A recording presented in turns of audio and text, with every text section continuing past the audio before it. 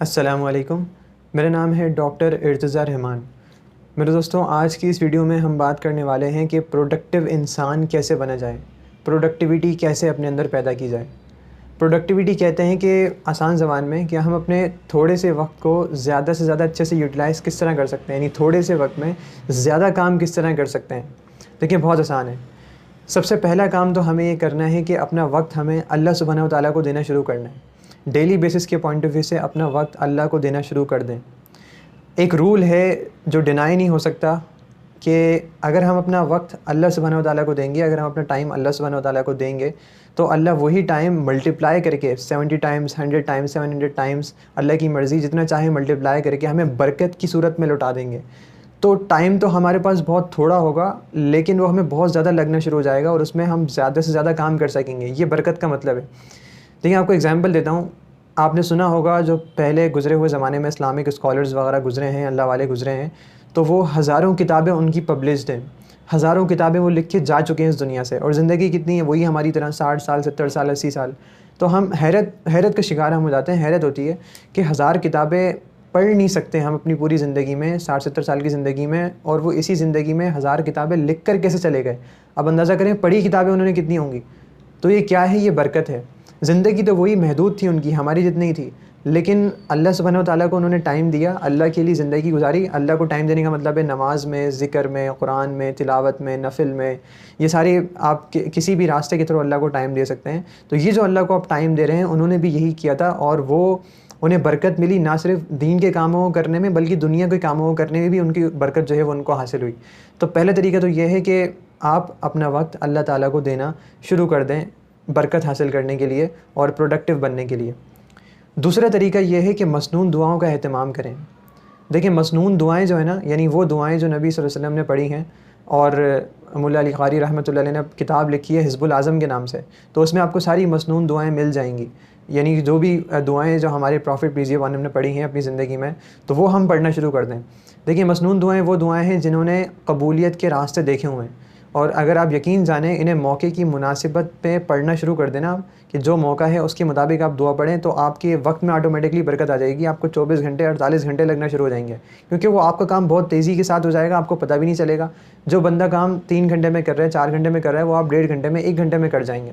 तो ये मसनून दुआओं का बेनिफिट है अपने हर काम में, चाहे वो सोने से पहले, सोने के बाद, खाने से पहले, खाने के बाद, शीशा देखते हुए, घर में आते हुए, घर से निकलते हुए, सवारी पे सवार होते हुए, ये सारी मसनून दुआएं हैं। तो इनको याद करके और इन्हें पढ़ना शुरू कर दें।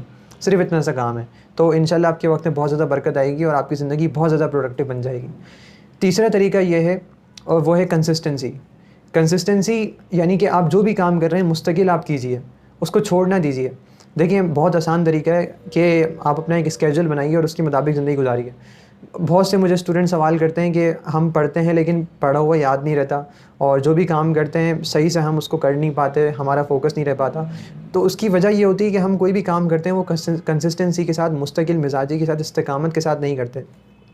बहुत आसान है। देखें, अगर आप 11 बजे, 12 बजे सो जाते हैं, तो आप फ़जर में आराम से उठ सकते हैं, और एक फ़जर से पहले का टाइम अगर आपको मिल जाए पढ़ने के लिए, तहज्जुद पढ़ लें आप, उसमें थोड़ा ज़िक्र कर लें, और आधा घंटा, 1 घंटा आपको मिल जाता है उसमें, तो आप उसमें अपनी जो ज़्यादा क्रिएटिविटी का वक्त है ना, क्योंकि वो होता है फ़जर से पहले और तकरीबन सुबह तक 7 से 8 बजे, जब हमारे हार्मोन्स फुली एक्टिव होते हैं। हम उसे रात का वक्त कह रहे होते हैं, लेकिन आप साइंस की किताबें अगर उठा के देखेंगे, साइकोलॉजी की किताबें अगर उठा के देखेंगे, तो वक्त सुबह का वक्त है।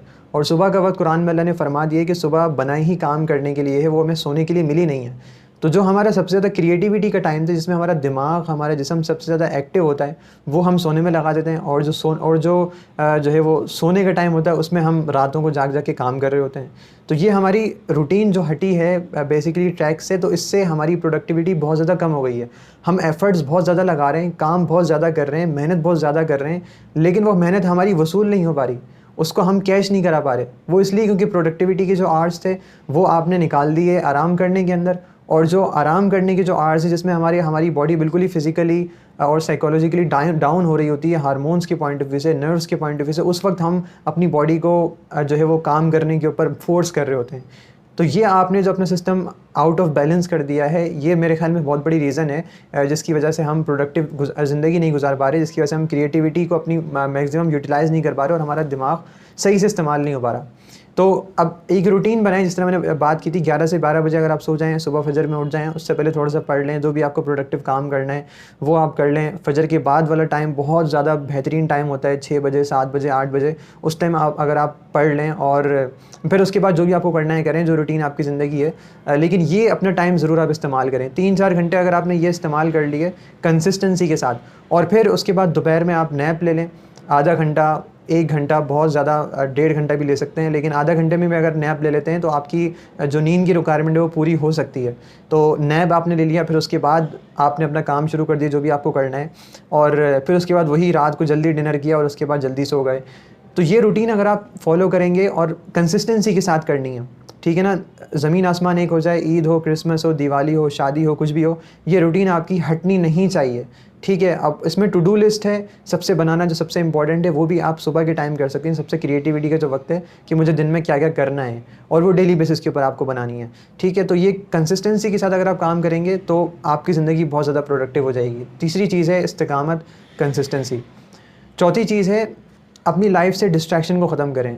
बहुत इंपॉर्टेंट ये मेरे ख्याल में फैक्टर है कि हमारी ज़िंदगी बहुत कम प्रोडक्टिव हो गई है, लेस प्रोडक्टिव हम हो गए कि डिस्ट्रैक्शन का शिकार है हमारी कौम आज। देखिए, आज का बच्चा अगर पढ़ता है तो पढ़ने के दौरान वो 16 दफ़ा फेसबुक चेक करता है, 10 दफ़ा व्हाट्सएप चेक करता है, जो है वो 10 दफ़ा ट्विटर चेक करता है, टिकटॉक पे जाता है, इंस्टाग्राम पे जाता है, तो कहाँ से वो पढ़ पाएगा? इतनी डिस्ट्रैक्शन आप अपने दिमाग को देंगे तो कहाँ से फोकस होकर पढ़ पाएंगे, कहाँ से ज़िंदगी प्रोडक्टिव होगी? जो आप आधे घंटे में पढ़ सकते थे वो अपने डिस्ट्रैक्शन की नज़र करके अब आपने 3 घंटे के अंदर भी कवर नहीं हो रहा आपसे। तो ये मेन रीज़न है, ठीक है। तो जब आप पढ़ रहे हैं तो मोबाइल एक तरफ रख दें, सबको मना कर दें कि मुझे बिल्कुल भी नहीं छेड़ना। अपनी एक जो है वो लाइट जो है वो इंटेंसिटी के अंदर खामोश वाली जगह के ऊपर आप ऐसी रखें जहाँ पर आप जाके अपना प्रोडक्टिविटी वाले काम करें, क्रिएटिविटी वाले काम करें। पढ़ना है, लिखना है, पर्सनल डेवलपमेंट के ऊपर अगर आपको काम करना है, जो भी करना है, वो ऐसा टाइम हो जिसमें आपको कोई डिस्टर्ब नहीं कर सकता हो और उसमें आप अपने आप को भी डिस्टर्ब नहीं करें। मार्क ट्वेन एक बहुत बड़ा साइकोलॉजिस्ट गुजरा था, तो वो बाकायदा उसने अपने दरख्तों के ऊपर एक झोंपड़ी बना ली थी कि उसके ऊपर जाके वो अपने काम किया करते थे ताकि उसको कोई डिस्टर्ब नहीं कर सके, क्योंकि वो जानते थे कि डिस्ट्रैक्शन का मतलब क्या होता है और फोकस होकर कोई काम अगर नहीं करें तो उसका रिज़ल्ट क्या मिलेगा, उसका जो है वो रिज़ल्ट हमें क्या मिलेगा, उसका नताइज उसके हमें क्या मिलेंगे। तो अभी जैसे मैं मैं पढ़ाता हूँ तो अपने किसी स्टूडेंट को मैसेज करता हूँ तो फ़ौरन जाके रिप्लाई आ जाता है, क्योंकि फ़ौरन व्हाट्सएप के ऊपर मौजूद हैं और फ़ौरन जो है वो ऑनलाइन आप मौजूद हैं, तो उसका रिप्लाई भी आपको देना पड़ता है, तो हम देख लेते हैं। तो इस तरह काम नहीं चलेगा, इस तरह हम कभी प्रोडक्टिविटी को हासिल नहीं कर सकते, प्रोडक्टिव लाइफ नहीं गुजार सकते। तो डिस्ट्रैक्शन अपनी लाइफ से एलिमिनेट कर दें जितना हो सके, और फिर आप अपने जो है वो सारे क्रिएटिविटी वाले काम करें जो आपको करने चाहिए अपनी पर्सनल डेवलपमेंट के हवाले से। तो उम्मीद है आपको इन तमाम टिप्स से फ़ायदा होगा, और ज़रूर फ़ायदा होगा। यूनिवर्सल टिप्स हैं, जो भी फ़ायदा करेगा उसको, जो भी अमल करेगा उसको ज़रूर इंशाल्लाह फ़ायदा होगा। तो अपना बहुत ख्याल रखिएगा, चैनल को सब्सक्राइब कर लें, ठीक है, और बेल आइकन को प्रेस कर दें। अगली वीडियो में इंशाल्लाह हाजिर होंगे। अपना बहुत ख्याल रखिएगा। अस्सलामु अलैकुम व अल्लाह हाफ़िज़।